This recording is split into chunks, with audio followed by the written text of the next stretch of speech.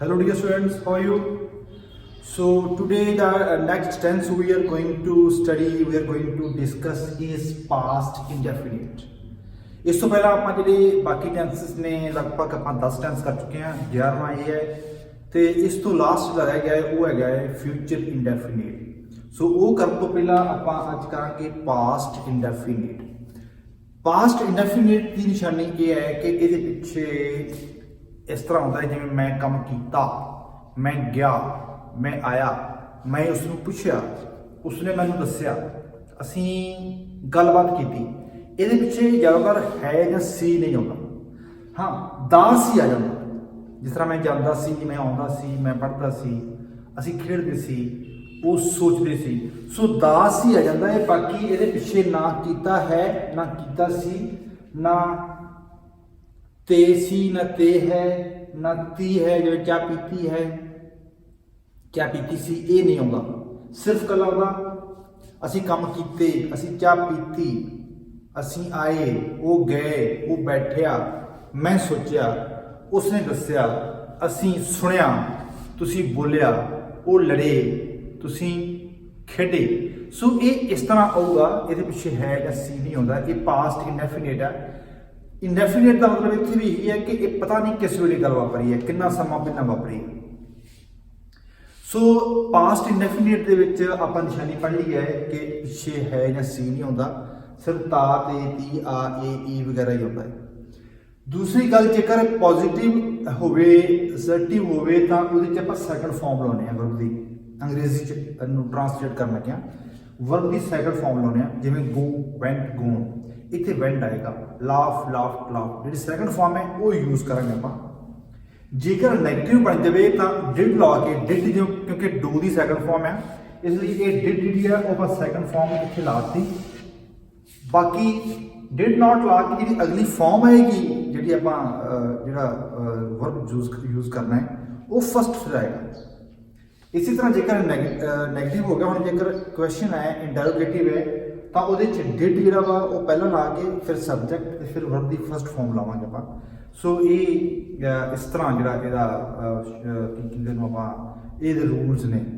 So rules तो बाद आप थोड़ा जिहा एक बार डिस्कस करके जब आप कहने कि मैं गया, पॉजिटिव सेंटेंस है मैं गया, मैं दी आए, गया दी गो जाना, सैकंड फॉर्म वेंट, मैं गया, आई वेंट, मैं गया। हुण जेकर आपां इहदा नैगेटिव बनाना होवे तां बनेगा आए, फिर आपां आ लगांगे did not, I did not. हुण जिहड़ा वेंट है इहदी फर्स्ट फॉर्म की सी गो। सो ये बन गया I did not go, I did not गो। क्योंकि आपां नूं पता है कि जेकर पॉजिटिव सेंटेंस है असर्टिव है तो उत्थे लगेगा सैकंड फॉर्म ऑफ वर्ब। जेकर नैगेटिव आ तो डिड नॉट ला के फर्स्ट फॉर्म लावांगे। हुण जेकर आपां इंटरोगेटिव बनाना होवे तो बनावांगे डिड पहला, डिड सब्जेक्ट की सीगा आए, आगे फर्स्ट फॉर्म आ गई गो, डिड आई गो, कि मैं गया, मैं गया, मैं नहीं गया, कि मैं गया। सो ये जिहड़ा सेंटेंस है इहदा खास ख्याल रखने वाली गल ये है कि आप ये नहीं लावांगे कि I went, I not went, no. इधर होगा I went, I did not go, did I go. So ये जी चीज़ तुसीं अपने ख्याल च रखो। इस तो अगली जी आप हम इसकी एक्सरसाइज करते हैं जी। सो हुण आप करते हैं प्रैक्टिस इस चीज़ की।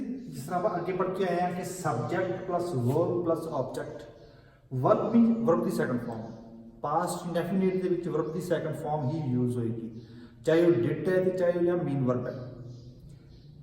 पॉजिटिव आएगा सब्जेक्ट प्लस वर्ब की सैकंड फॉर्म प्लस ऑब्जेक्ट। जेकर नेगेटिव बनेगा तो आ जाएगा subject plus did not plus verb की फर्स्ट फॉर्म प्लस ऑब्जेक्ट। इसी तरह जेकर इंटरोगेटिव है तो did plus subject plus verb की फर्स्ट फॉर्म प्लस ऑब्जेक्ट। जिस तरह फॉर एग्जाम्पल अब कहते मैं गया, ये सिर्फ सब्जेक्ट के वर्ब ही है, ये ऑब्जेक्ट नहीं है। मैं गया, आई वेंट, मैं नहीं गया, आई डिड नॉट गो, क्योंकि डिड ਜਿਹੜਾ ਗੋ ਸੀਗਾ ਪਹਿਲਾ ਇਵੈਂਟ ਸੀਗਾ, ਪਰ ਉੱਥੇ ਆਪਾਂ ਡਿਡ ਨਾਟ ਜਿਹੜੀ ਆ ਉਹਦਾ ਹੈਲਪਿੰਗ ਵਰਬ ਲਾ ਕੇ ਡਿਡ ਨੂੰ ਬਣਾ ਕੇ ਤੇ ਜਿਹੜੀ ਇਹ ਇਵੈਂਟ ਹੈ ਇਹ ਫਿਰ ਗੋ ਚ ਚੇਂਜ ਕਰਤਾ। ਆਈ ਡਿਡ ਨਾਟ ਗੋ, ਕੀ ਮੈਂ ਗਿਆ, ਡਿਡ ਆਈ ਗੋ, ਇੰਟਰੋਗੇਟਿਵ। ਇਸੇ ਤਰ੍ਹਾਂ ਜਦੋਂ ਆਪਾਂ ਆਬਜੈਕਟ ਲਾ ਕੇ ਗੱਲ ਕਰਾਂਗੇ ਤਾਂ ਮੈਂ ਸਕੂਲ ਗਿਆ, ਮੈਂ ਸਬਜੈਕਟ ਹੈ, ਸਕੂਲ ਆਬਜੈਕਟ ਹੈ, ਗਿਆ ਵਰਬ ਹੈ। मैं स्कूल गया, आई वेंट टू स्कूल। मैं स्कूल नहीं गया, I did not go to school. कि मैं स्कूल गया, did I go to school. So इस तरह आप होर जिहड़े सेंटेंसेस ने बनावांगे, जिस तरह आप कहांगे मैं आया, आई केम। मैं नहीं आया, आई डिड नॉट कम। कि मैं आया, डिड आई कम। असीं गए, वी वेंट। असीं अमृतसर गए, वी वेंट टू अमृतसर। मैं उसकी मदद की, आई हेल्प्ड हिम। मेरे भरा ने अंग्रेजी सीखी, माई ब्रदर लर्नड इंग्लिश। असी उस नाल गलबात की, वी टॉक टू हिम। मेरे पिताजी ने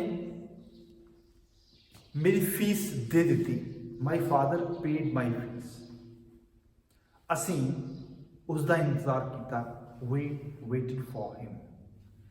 मेरे दोस्तों ने मेरी बर्थडे पार्टी सैलीब्रेट की थी, माई फ्रेंड्स सैलीब्रेटेड माई बर्थडे।